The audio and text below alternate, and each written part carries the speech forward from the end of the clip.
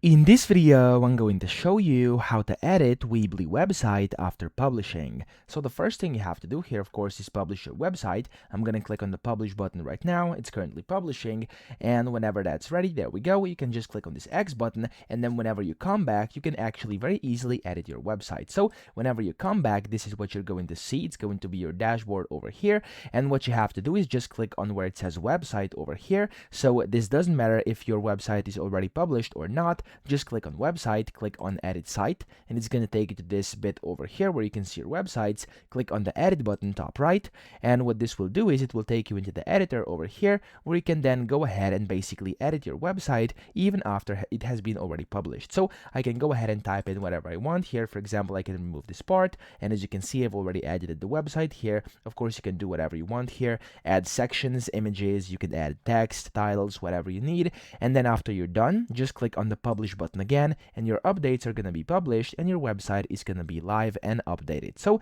that's how you do it. I hope this video helped you out. If it did, please subscribe to the channel and help me out as well.